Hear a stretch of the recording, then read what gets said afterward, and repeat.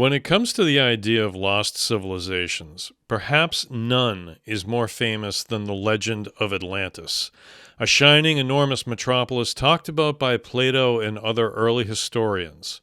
The entire city, the entire empire, was thought to have been lost, sunk into the sea in a day and a night, roughly 9,600 years ago, causing thousands over the years to wonder exactly where it lay, or if it even ever existed at all.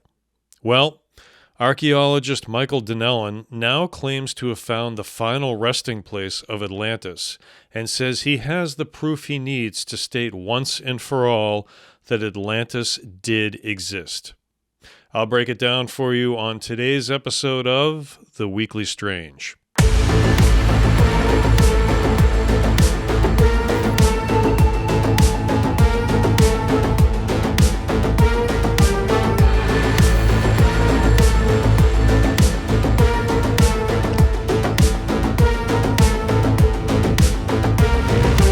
Hello, everyone, and welcome to The Weekly Strange. I'm your host, John F. Mers, author, actor, adventurer. For anyone fascinated by the thought of lost civilizations, there has always been one legend that stands out above all the others: Atlantis. I remember watching Super Friends on Saturday morning cartoons and hearing mention that maybe Aquaman was from Atlantis. That might be wrong. I mean, I could never really be bothered to pay too much attention to Aquaman. But there was actually a show called Man from Atlantis with Belinda Montgomery in it. The point being that Atlantis has always held a special place in the hearts and minds of anyone interested in ancient history and civilizations. As I got older and was reading people like Robert Howard, I started hearing of other lost cities or islands like Lemuria and Mu, but Atlantis has just always held the crown for being most famous. Perhaps it's because it's always seemed most believable? I don't know. But the legends of the mythical city abound, and people have sworn up and down that they know where it actually is. Now, none of these have really actually proven to be true so far, but that doesn't stop any of us from hoping that perhaps one day we'll find out for sure. So here comes archaeologist Michael Donnellan speaking at Cosmic Summit 2025 conference in late June, so just a month or so ago, telling conference attendees that he has found definitive proof of the existence and location of Atlantis. And he's even made a documentary called Atlantica, which he screened for those conference goers. Here's the trailer for it.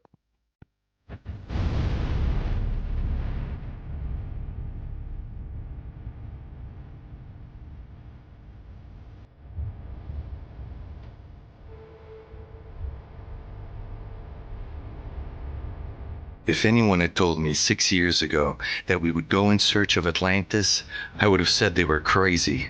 And yet, here we are, knowing what we know. Not a myth, not a legend. Atlantis was real.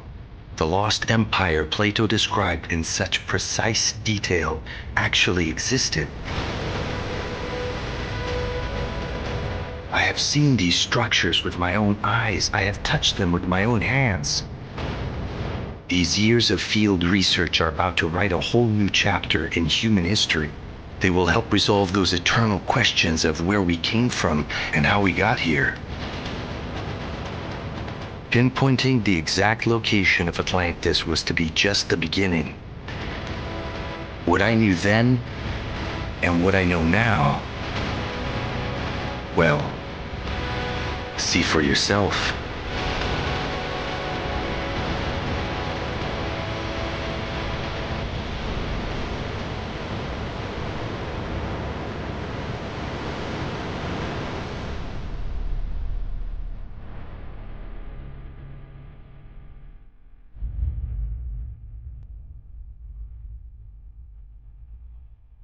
Looks pretty good, right?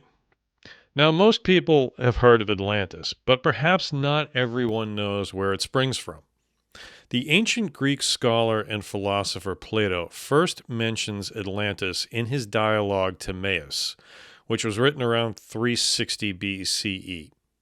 This was followed soon after by the later dialogue, Cretius, which is a much fuller accounting of the kingdom of Atlantis, its attempt to subjugate Athens, and its falling from a beloved and just civilization into a greedy and amoral one, such that Zeus, the king of the gods, was determined to punish them severely for their wicked behavior. Now, towards the end of this dialogue, Zeus is about to launch into what is surely a lengthy diatribe prior to scorching the earth of Atlantis.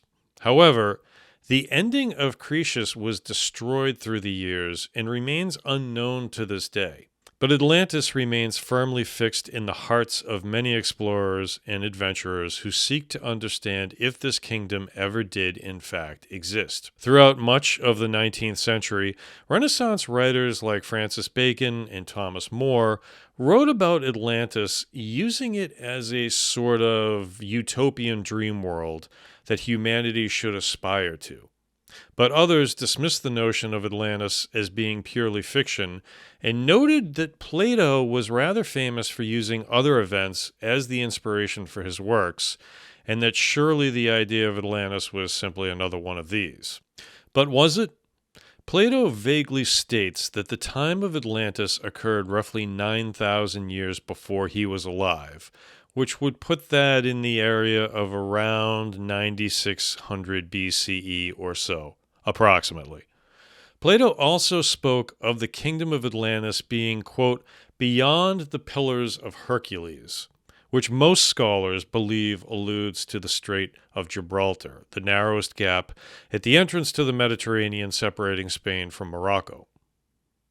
Plato speaks of the Atlantean history as being from a time when the gods divided the earth into lots that they would each subtly manage, much the way a shepherd might tend to his flock. Humans, after all, in the eyes of the gods, were crude but lovable, and the gods each had their own plot to tend as they desired. Now, Poseidon was given a large island in the middle of the sea, supposedly larger than the kingdom of ancient Libya and the landmass of Asia Minor itself. Now, that's not a small chunk of land, but rather a pretty big one, estimated by Plato himself to be roughly 345 miles by 230 miles. The downfall of Atlantis came from its own hubris, mostly. Its people waged war on other lands outside of the Pillars of Hercules, conquering parts of Libya, Egypt, and sections of Europe around Italy, subjugating all of the conquered people to slavery. Athens rose against it, forging an alliance with other smaller states to stand against the Atlanteans. As the war continued, the alliance that Athens had formed fragmented with smaller states unable to maintain their forces, eventually leaving Athens all alone to face Atlantis. Athens, against all odds, seemingly prevailed, liberating those lands that Atlantis had brought under its thumb. Now, if we're mixing history with fiction and all that good stuff, it's at this point that we can reasonably assume that Zeus noticed how corrupt Atlantis had become and was about to launch into his huge speech prior to wrecking the joint. But Plato next writes about the massive cataclysm that strikes Atlantis, utterly destroying it and sinking it beneath the waves in a, quote, single day and night. In the wake of the destruction, it was impossible to get beyond the Pillars of Hercules because of the island's destruction. It had caused the sea around it to become impassable due to it being too thick with mud to sail through. Now, that's the basic history of it. But even with just that small amount written by Plato, the legend has taken on a life of its own, quite obviously. Scholars, explorers, philosophers, and more have extensively and exhaustively argued the merits of the story for centuries. Some of them have stated that Plato was actually referring to the New World of the American continent when he wrote about Atlantis. Now, others have gone further, like Ignatius L. Donnelly, who in 1882 asserted that the extent of the Atlantean Empire extended far beyond the Straits of Gibraltar and into much of America, including North and South, as well as Northern Europe, the British Isles, and as far east as India. Now, Atlantis has also been described as the empire that spawned all others, and with its destruction, the survivors of the cataclysm fled in all directions, eventually establishing smaller and better-known empires in far reaches of the world like the Amazon and even North America.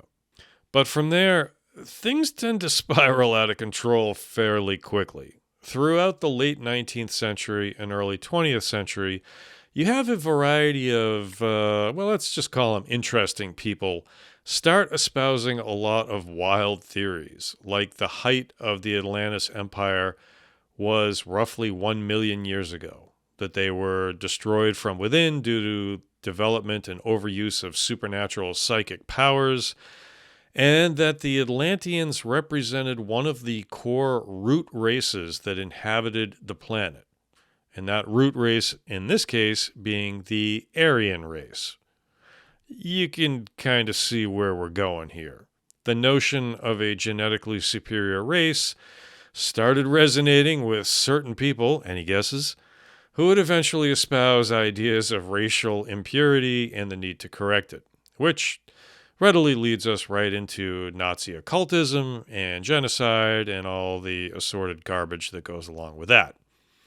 And it goes on from there with other well-known occultists like Edgar Cayce talking frequently about Atlantis to his adherents, stating even that there was a hall of records hidden beneath the Sphinx, etc., etc., lots and lots of conjecture and speculation without a whole lot of rational thought and actual science.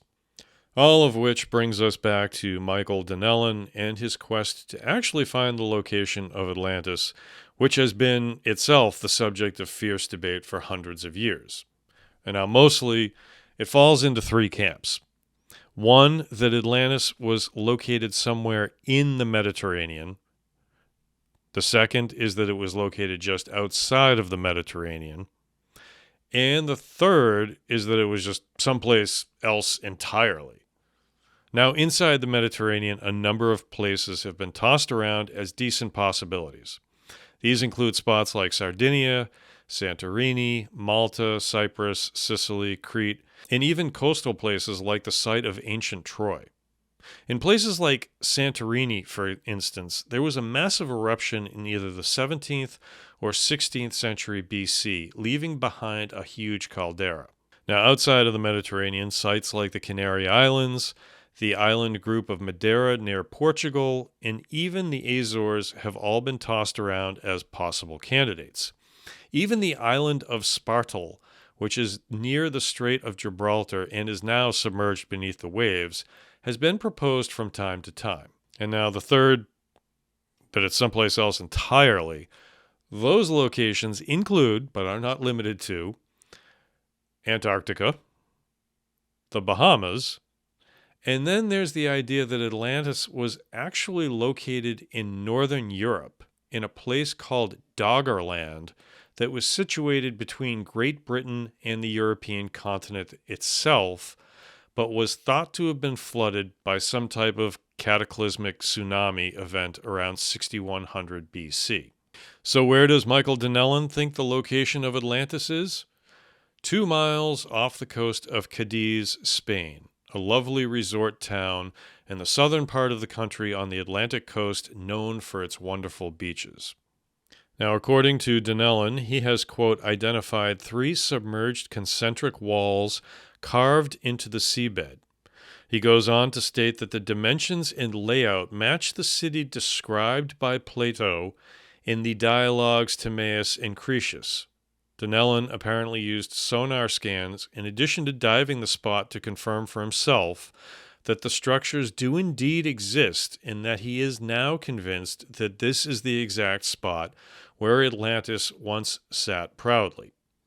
Donnellan asserts, quote, it matches everything Plato says verbatim. He says it came from outside the straits in a region known by the Greeks 2,400 years ago as Gades. We know perfectly well to this day that Gades is the modern-day Cadiz, which happens to be the oldest city in Western Europe. So is Donnellan onto something here? Or is he just another armchair explorer positing interesting theories about ancient fabled lands? Well, you be the judge. Donnellan started studying archaeology, specializing in Minoan and Mycenaean sites during his time at Derry College, otherwise known as the American College of Greece, prior to embarking on let's call it a 25-year detour into film production work for studios like Disney and 20th Century Fox. But a little over 10 years ago, Donnellan's passion flared again, and he put together a team of archaeologists and field experts, which led to some pretty interesting expeditions. He searched for Egypt's lost labyrinth of Hawara. He discovered the famous galleon Bon Homme Richard and became the first to recover artifacts from that shipwreck. And he led an excavation in Norfolk, England, searching for King John's lost baggage train. As a result of these expeditions, Donnellan formed a new team in 2016 to begin searching the southern Spanish Atlantic coastline in pursuit of Atlantis. As he explored, he and his team uncovered a lot of pretty interesting stuff, including prehistoric structures and never-before-seen submerged ruins. And the result is that now, after years of exploration, Donnellan claims to have found the location of the Atlantean capital city, perfectly matching the details spoken about in Plato's dialogues. Now, in full transparency, I have not seen this documentary, so I can't really comment any further on its veracity. But Donnellan is no slouch when it comes to getting his boots dirty in the field. He's an accomplished diver and clearly has both a passion and actual academic background in his pursuit for the truth about Atlantis. Now, Atlantica looks to be broken up into roughly 6 episodes that will hopefully be available soon. I saw a rumor that it was available on Amazon Prime, but I did a search and it is not out there. But you can find out more information on the documentary's official website at ingeniofilms.com. Now, I think it would be utterly fascinating if it turns out that Donnellan has actually found the location of Atlantis. But without seeing the documentary and hearing some scientific analysis of what he's found, it's hard to say. That's just not who I am. I love all this stuff, but show me some hard data and facts. I want to believe. Just give me something that I can believe in. More news on this as it comes in, and if anyone happens to see when the full documentary is available to watch, please let me know. Thank you. Okay, that's going to do it for this episode of The Weekly Strange. If you enjoyed the show, I'd really appreciate it if you subscribe to the channel, like this video, and turn on the notification bell so you don't miss any of our new uploads. Share this video around with anybody in your community who is a like-minded enthusiast so we can grow the channel. Also, don't forget to check out the membership perks for those who join the channel. I've got some of the videos that used to be public but weren't getting very many views. Those are all now member-only videos. So be sure to check those out. And I've got some other interesting and exciting stuff coming very soon. But for now, thank you for watching and listening. I will see you next time on The Weekly Strange. Good night.